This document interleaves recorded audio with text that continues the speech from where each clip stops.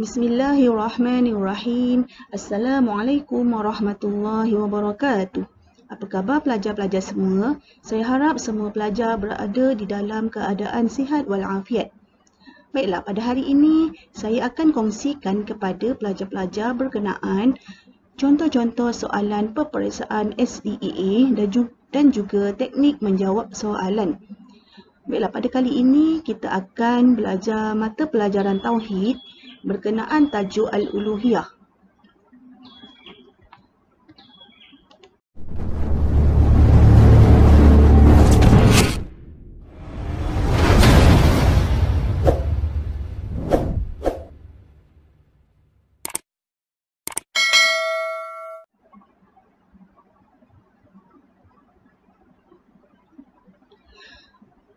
Baiklah pelajar semua, marilah sama-sama kita lihat cara-cara hendak menjawab soalan yang berkaitan dengan Al-Uluhiyah. Mari baca bersama-sama saya. Apakah erti Al-Uluhiyah pada bahasa? Kita nak pengertian. Sebelum tu, saya suka tekankan jika pelajar-pelajar membaca soalan, pelajar perlu cari kata kunci pada setiap soalan. Contohnya macam inilah, apakah erti Al-Uluhiyah? Kita gariskan kata kunci erti. Sebab apa saya suka suruh pelajar-pelajar gariskan supaya pelajar tidak keliru dengan soalan dan jawapan. Pengertian Al-Uluhiyah adalah ketuhanan. Baiklah, berapakah bahagian Al-Uluhiyah? Soalan dia nak bahagian. Bahagian Al-Uluhiyah ada dua. Apakah erti fasiq? Fasik adalah orang yang melakukan maksiat. Seterusnya, sifat yang terkandung di dalam istighna Allah an kulli ma siwah. Kita gariskan ni supaya pelajar-pelajar fokus pada apa soalan tu nak. Dia nak sifat yang terkandung di dalam istighna. Istighna Allah ni adalah termasuk dalam bahagian yang pertama dalam Al-Uluhiyah. Sifat-sifatnya adalah Al-Wujud, Al-Baqa dan As-Sama'. Jadi 1, 2 dan 3. Baiklah, seterusnya kita sambung kepada soalan, apakah pengertian kainat? Dia nak pengertian kainat. Kainat adalah benda-benda yang sedia wujud. Seterusnya, berikut adalah sifat wajib bagi Rasul kecuali. Soalan kecuali ni, kecuali yang bukanlah. Saya nak pelajar fokus pada soalan yang ada kecuali. Gariskan, kecuali ni maksudnya yang bukan yang bukan sifat wajib. Dia nak sifat wajib bagi Rasul kecuali yang bukanlah. Jawapannya adalah ba. Baiklah, seterusnya kita sambung. Antara berikut, yang manakah sifat yang terkandung di dalam istighna Allah an kulli ma siwah? Soalan ni jika pelajar nampak dia berulang-ulang, saya sudah masukkan soalan-soalan yang inilah yang berkaitan, yang berulang ni maksudnya kemungkinan besar insya-Allah lah dia akan keluar di dalam peperiksaan yang akan datang. Berikut adalah semula, antara berikut yang manakah sifat yang terkandung di dalam istighna Allah an kulli ma siwah? Al-Wahdaniyah, bukan. Al-Wujud, seterusnya Al-Baqa dan Al-Almu ni tak termasuk. Jadi jawapannya adalah 2 dan 3. Baiklah, seterusnya antara berikut yang manakah sifat yang terkandung di dalam iftiqarun ilaihi kullu ma siwah? Iftiqarun adalah termasuk dalam bahagian yang kedua. Kita kena ingatlah apakah sifat-sifatnya. Kaunuhu qadiran, kaunuhu sami'an tak termasuk, kaunuhu mutakalliman tak, kaunuhu hayyan. Jadi jawapannya adalah 1 dan 4. Baiklah, kita sambung kepada soalan seterusnya. Contoh soalan seterusnya, berapakah sifat-sifat yang terkandung di dalam istighna Allah an kulli ma siwah? Ingat soalan ni berulang kan? Jadi pelajar kena tekankanlah pada soalan-soalan yang telah saya berikan ni. Sifat yang terkandung, dia nak jumlah sifat yang terkandung dalam istighna adalah 11. Seterusnya, berapakah sifat-sifat yang terkandung di dalam iftiqarun ilaihi kullu ma siwa? Jawapannya adalah 9. Baiklah, seterusnya apakah pengertian al-uluhiyah pada bahasa? Jadi pengertian ni sentiasa keluar. Jadi pelajar kena fokuslah pada soalan yang berulang ni. Al-uluhiyah adalah ketuhanan. Kita tanya berapakah bahagian? Kita nak bahagian al-uluhiyah yang terkandung di dalam kalimah tauhid. Bahagiannya mestilah ada dua.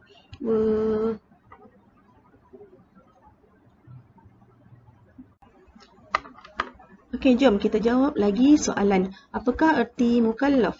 Mukallaf adalah orang Islam yang baligh.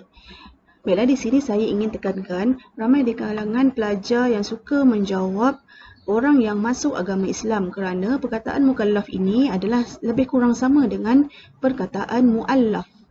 Jadi hati-hati dengan soalan bila ditanya pengertian mukallaf. Baiklah, seterusnya, apakah erti al-uluhiyah pada bahasa? Jawapannya adalah ketuhanan. Jangan jawab kenabian. Seterusnya, berapakah bahagian al-uluhiyah? Tadi kita dah jawab banyak. Jawapannya adalah 2. Apakah erti fasik? Fasik ni adalah yang buruk lah, yang tak baik. Adalah orang yang melakukan maksiat. Seterusnya, kita jumpa lagi pengertian. Apakah pengertian al-uluhiyah pada bahasa? Iaitu ketuhanan. Bahagian al-uluhiyah yang terkandung di dalam kalimah tauhid. Kita jumpa lagi soalan bahagian al-uluhiyah. Terbagi kepada 2. Baiklah, seterusnya, apakah sifat-sifat wajib yang terkandung di dalam istighna'ullah an kulli ma siwah? Soalan ini pun dah berulang banyak kali. Istighna adalah bahagian yang pertama, iaitu kita sebut dululah al-wahdaniyah, bukan al-baqa', al-qudrah, al-hayah. Jawapannya adalah al-baqa'. Seterusnya, apakah sifat-sifat wajib yang terkandung di dalam iftiqarun ilaihi kulli ma siwah? Kita semak jawapan. Jawapannya adalah al-qidam, al-basar, as-sama', al-ilmu. Jawapannya adalah al-ilmu. Kita sambung lagi soalan yang seterusnya berkaitan soalan peterminda. Sifat-sifat yang terkandung di dalam iftiqarun ilaihi kulli ma siwah dan juga sifat-sifat yang terkandung di dalam istighna'ullah an kulli ma siwah.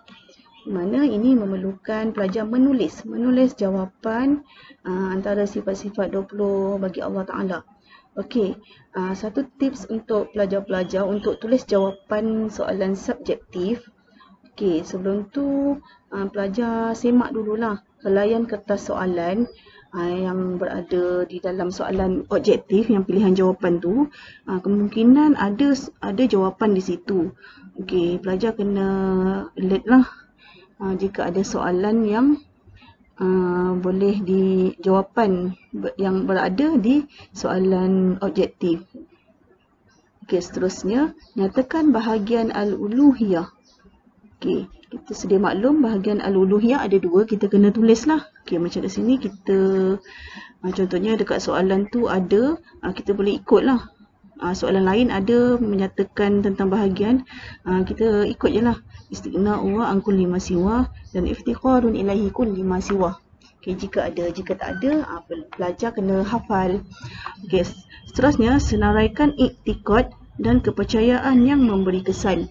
Iktikad ni dan kepercayaan ada 4. Jadi dia suruh senaraikan, biasa kena buat 2 jawapan. Seterusnya, tulis sifat-sifat yang termasuk di dalam makna kalimah la ilaha illallah. Saya ingatkan lagi, kalimah la ilaha illallah berada di dalam tajuk yang pertama lah, al-uluhiyah. Jadi sifat ni adalah sifat wajib bagi Allah Ta'ala. Cuma senaraikan 2 sahaja. Kebiasaannya soalan subjektif dia perlukan 2 jawapan sahaja. Melainkan kalau dia minta 3 ataupun 4, lihat pada soalan yang dia nak. Seterusnya, tulis 2 bahagian al-uluhiyah. Kena tulislah yang istighna'ullah an kulli ma siwah dan juga iftiqarun ilaihi kulli ma siwah. Baiklah, yang ni adalah tulis pengertian fasik dan juga bid'ah. Okey, nanti pelajar boleh carilah jawapannya. Okey, seterusnya pengertian al-uluhiyah. Okey, ini adalah soalan yang pernah berulang-ulang di dalam peperiksaan yang berlainan.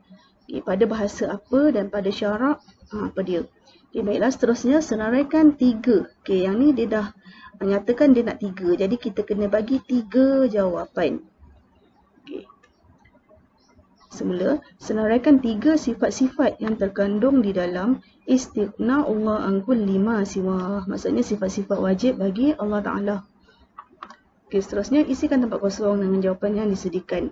Di sini ada pilihan jawapan. Berhati-hati bila jawab di sini sebab pelajar boleh skor markah pada isi tempat kosong lah yang ada pilihan jawapan. Pastikan jawab dengan betul. Okey, contoh soalan, sifat yang terkandung di dalam istighna Allah an kulli ma siwa. Okey, kita lihat dulu satu-satu pilihan jawapan. Okey, kita sedia maklum sifat ni adalah sifat wajib bagi Allah. Okey, takkanlah dipercayai kan? Qiyamuhu binafsihi ataupun menyembunyikan. Mestilah qiyamuhu binafsi. Sifat wajib bagi Allah Ta'ala. Okay, seterusnya sifat mustahil bagi Rasul. Okay, mustahil ni perkara yang tidak ada pada Rasul. Okay, semestinya adalah menyembunyikan. Baiklah, setakat ini perkongsian saya untuk hari ini. Alhamdulillah. Saya ucapkan selamat ulang kaji pelajaran kepada semua pelajar dan insya-Allah kita akan sambung pada episod yang akan datang. Assalamualaikum warahmatullahi wabarakatuh.